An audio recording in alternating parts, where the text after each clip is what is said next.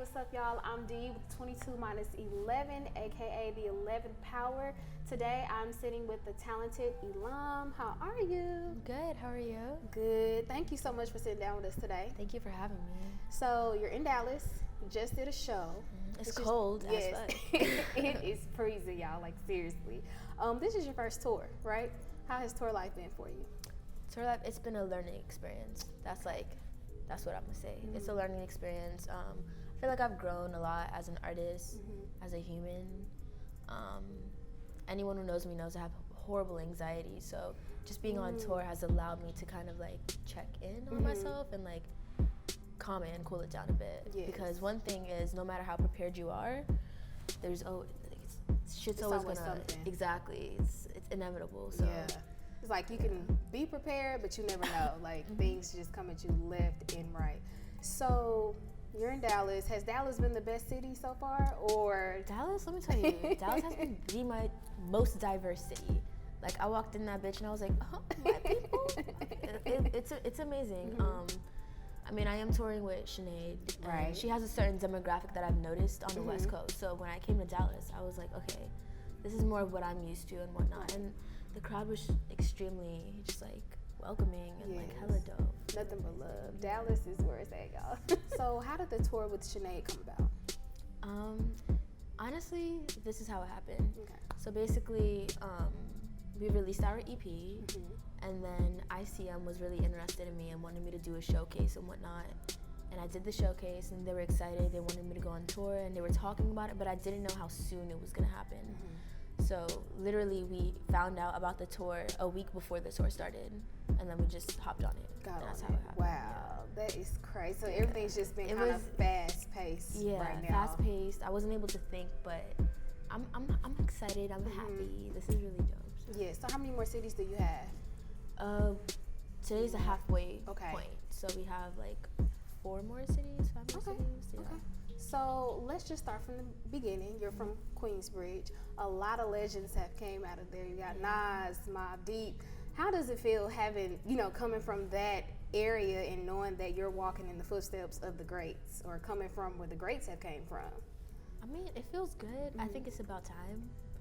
I think that there's so many talented people in Queensbridge, that it's about time that someone just kind of like starts doing music and like pushing the needle. Yeah, pushing the needle and like representing. There's no like particular type of person that is from the projects, if that makes sense. Right. So like with me, I went to school, I went to college, right. I graduated a year early, and it's like I want to show people that you can not only do music, not only do whatever your dream is, because you literally can do anything. And it sounds like almost, I guess, like corny or like, whatever you want to call it when you say it out loud, but society puts us in a box, especially minorities, especially people who struggle financially. Right. And I'm here to say, no, if someone closes the door, you push the fuck out of that door open. Exactly. And I did exactly that, and I'm still pushing it.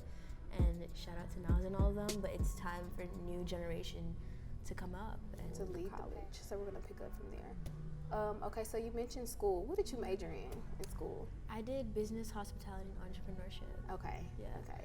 So I went to a performing arts high school. So I always knew that I wanted to be an artist. Like I was like, I'm gonna be an artist, boom, boom, boom. But how do you get there? You know what I'm saying? Like it's clear. If you want to be a doctor, like it's not easy, but there's a clear path. There's certain steps you have to take, certain things you have to do.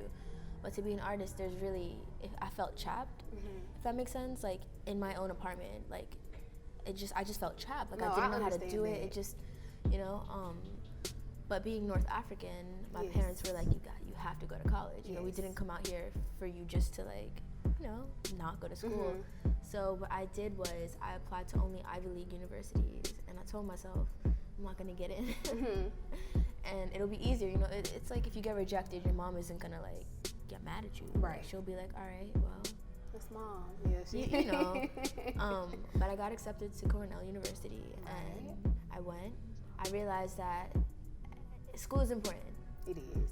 A lot of artists, especially my generation, are like, nah, fuck school, Mark Zuckerberg. I'm like, not everyone can be like that, Especially, again, if you're a minority, if you're a woman, you should take advantage of school, especially if you have financial aid and all of this stuff that's designed to help you.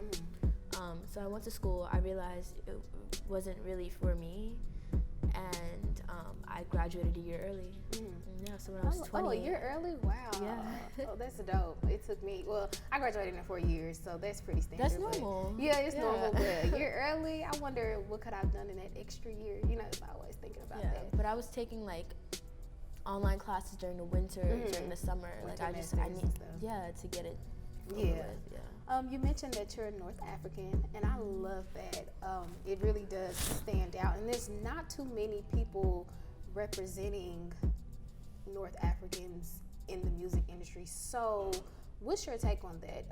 Do you feel that it's your duty to, you know, put your culture on, or is it, you know, just? Well, we have French Montana, so like, yes, he's killing that. it. Yes, I saw that. Have you? Has he given you any advice?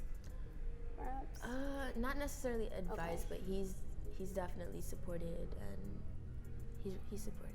Yes. Yeah. Which is refreshing, and like it's good because a lot of people in the industry, especially as I mean, first off, nobody owes you anything. Right. So the fact that he ever reached out to me, he didn't need to do that, you know. But a lot of up and coming artists, independent artists, just like, you know, bubbling artists, people notice them and they see them, but they won't really say anything. You know, it's kind of like the bandwagon effect. Like nobody's gonna really jump in until there's a lot of people. Exactly. That's the world we live in now, especially with social media. If there's like 10 people liking it, okay, then I gotta get 20, and then it just builds from there. Oh, we're 50 people like it. All right, now it's time for me to come in. But he's been supporting, and it's refreshing. But to answer your question, I don't know. I'm hella Moroccan. Like, you know what I'm saying? Like, my mom speaks Arabic. She doesn't even speak English. So, like, I communicate with her. Like, my family is very tight. Like, it's just me, my mom, dad's brother, and sister. So, we were raised Moroccan. Like, the traditions and everything. Like, I've met other Moroccans who were born in America, and they don't really know much about their roots. Right. So for me, it's just natural. I don't know. Like, I don't think it's my duty to be like, I don't wake up like, yo, today I'm going to put North Africa on. But it's just a part of me, and I feel like, I don't know. I feel like everybody should just go to Morocco. Morocco is beautiful, man. Yes. Every fucking country is beautiful. Right. But I'm extremely proud to be Moroccan, and I'm not afraid to say it, you know? I love that. Yeah. I love that. So we spoke about French Montana a little bit. Other than French Montana, has anyone else in the industry that you've connected with or that has given you guidance, or did you have any influences growing up that made you want to get into music or pursue music? Honestly, my inspiration is always my mom.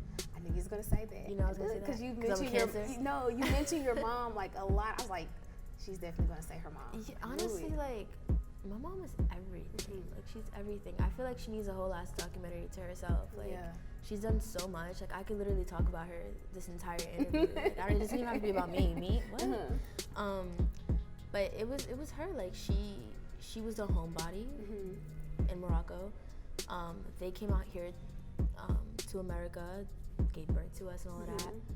And it's like, she really did raise us without knowing the language. You know what I'm saying? Like, when we needed help with homework, like, she would go to the park and, like, literally, like, beg people on the street to help us with homework. You know? And, like, imagine people looking at you, thinking you're crazy and walking away. Yeah. You know what I'm saying? So the level of, like, ego that she had to remove, and it's just, she's amazing. And I think with her, she showed me that you can do whatever you set your mind to, whatever. And I think it's still, I keep repeating this even during my shows, in conversations, because people still don't understand that concept. Like, you hear it, like, follow your dreams, but it sounds just hella corny, but it's real. Like, you really need to just set your mind to something and act on it. Yes, be consistent. Be consistent. No, exactly. Yes. Because saying you want something and then actually following up on it, you know, it's about manifestation, and manifestation is obsessional desire. Like, when you become obsessed with something, and then you see it every day and you start working towards it every day, that's what manifestation is. It is. You know, it's not this concept. Like, it's you're preaching right now. That is a word. You're preaching right now. But seriously. I love that. You were preaching. Let's get into your album, your EP, I'm sorry, With Time. So it drops. Some time passed by. You realize I'm number one on the R&B iTunes charts. How does that feel? Like, what was going through your mind? Like, explain the excitement. Well, with time, I was sitting on that project for months. Okay. So it was about time. Time came out. You see what I did? But when it hit number one, I was in the studio by myself, and I was just looking at it like, no fucking way, what?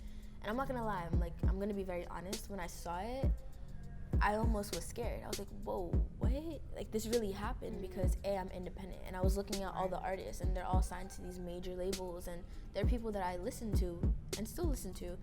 But then you have to understand, I think women, we just do this shit a lot, but like, I'm deserving of like everything that I get, and you're deserving of everything you're about to get. You know what I'm saying? So that's literally the first thing, like, because I was by myself in the studio, like, what the fuck is happening? And then I started crying, and I was like, wow, what? And then I FaceTime my manager, because I feel like he's literally like supports me when I don't support myself. And I was like, he deserves this. And we just were like laughing and like smiling, and I was crying, and I'm a Cancer, so like my emotions are like everywhere. I didn't know Cancers were emotional. I'm a Capricorn. They say we're emotional too. I don't know. Maybe everyone's fucking emotional. Like, at this we just point, all emotional. I don't even know what to think about horoscope at this point. But I still have the horoscope app, so I'm checking every day. But yes, that's really dope. So, what's next after With Time? Anything else? I know it's still new, fresh, but are you working on anything now? Preparing for the new year, 2020? I do want to drop a couple more songs. Okay. Before the year ends. Okay. This tour, of course. Yes. I'm learning so much in this tour. Like, I really would love to, like, it's an experience. Yeah, but I'd love to, like, write songs, but like, I don't have the time. That's just something that I have to learn. Right. But I'm glad you mentioned that. I want to get into your writing. What's your writing process like? Writing process. Do you have to, get in the bath, light some candles? How do you set up the scene to write? And are you like the old school writer where you're in like a composition book, or is it notes? It's my laptop. Okay. It's not even my phone. Like, but no, sage and candles. Okay. And dim lights. I was almost there. Yeah, okay. Almost there, yeah. But usually what I do is I listen to a beat, whether it's at home or, because I write a lot at home, because I just feel like as an independent artist, like I don't have the luxury to go into a studio and be like, let's just make music. Like, no, I go to the studio to record. Prepare, just like that's ladies' exactly, tracks now. Yeah. Maybe one day I'll be. Yeah. But like right now, no. But I'll listen to a beat, and if I like it within the first 10 seconds, I'll put it in Audacity or Logic. But Audacity is just hella easy to use. Very. So I put it in Audacity, and then I press record, and I just freestyle over it. And then it's usually during that one sitting where I get my melody and I hear words, like just words come out. Okay. And usually the hook comes out, and then after that, like, it's just fill it from in. there, yeah. Yeah, but like I feel like lyrics are super important to me. Like, I've grown up listening to rap, and rap music has pretty deep lyrics. The shit that I listen to, at least. Right. So I just always knew that one thing that I wanted to carry was having meaning, having depth, because all of the get lit music, I mean, shit, I might fuck around and make a turn up song, but all there's of that, nothing wrong with that. Nothing wrong with it, but it's there, it exists, and right now I'm in a place and I'm in a space where I feel deeply, I think deeply, I have a lot of thoughts. I don't even know how I'm getting through this interview. Like, I don't really know how to speak well, like You're doing fine. Thank you. But I don't, I'd rather write and express everything, and like my goal is always to hit someone like in the heart, if that makes sense. So yes, it does. I have a great appreciation for people who write. I just love it. It allows us as consumers of your music to just really connect, and it puts us in the place, just wow, this person has been through this before, and I can really vibe off of it. I'm glad you appreciate that. Yes, because I really do. It's important, especially like our generation right now. We're kind of going through this like little trending / like epidemic, I call it, where it's like cool to be numb. And it's like everyone is labeling them, like everyone is self-diagnosing themselves with like depression and this and that, and like it's a topic that has to be tiptoed around. But I definitely have people that I love who suffer from depression and suicidal thoughts and whatnot. So to see people who are chilling, like using that as a marketing tool and like just being hella numb and promoting that feeling, it just doesn't make sense to me. And I want to promote, like, yo, don't suppress your feelings. Right. Be honest with yourself. If you want to cry, cry. If you want to laugh, laugh. But you don't need to self-diagnose and listen to this type of music that isn't even authentic and it's just making you feel shitty about yourself. It's just really like a quick hit, quick check for most people, and boom, there's no soul into it or actually any like time put into it. It's just boom, boom, and it's boom. supposed to be beautiful. I don't know. I mean, maybe I don't know. Maybe my career will grow faster if I'm just like, yo, fuck it, let's get it out of the chat. You know, but like, it's for me, it's therapy, and it's like I know what I make other people feel, and if I'm making you feel, that's it. Even if you don't like my music, I made you not like it. Like, I made you feel something. We're good. Like, my job is done. Yes, I love that. That's dope. Okay, so I have another question. What are you listening to these days? Oh, sorry. Who's in your playlist? My playlist. Other than yourself. Okay, I knew you were gonna say that. I literally only listen to me right now. Really? Yes. Is that because it's a part of your creative process? I know a lot of artists, they don't like, when they're working on an album or a project, they try to tune out any new music that's going on just so it won't affect their creative process. I don't know, that's just a theory. No, but that's it. You hit it. Subconsciously, you start sounding like other people. But yeah, I've only been listening to myself and trying to figure out what songs I want to put out next. But aside from that, I've been really into Rosalia. Do you know who that is? No, I don't. She's a really dope look her up. artist from Spain. Okay. Rosalia. Rosalia. She's fire. Okay. I've been listening to like a lot of New York City drill music. Like, at heart, I'm a drill rapper. Like, I'm telling you, I'm a rapper. But I figured you were. You figured I was? I didn't write this whole interview. This is crazy. I got you were like, this girl is not. I got everything really right. I got everything. Maybe it's like a Cancer Capricorn thing. I'm telling you, onto something. But like going in the car, that's the only thing we listen to on the road. But The Weeknd. Love The Weeknd. Dean.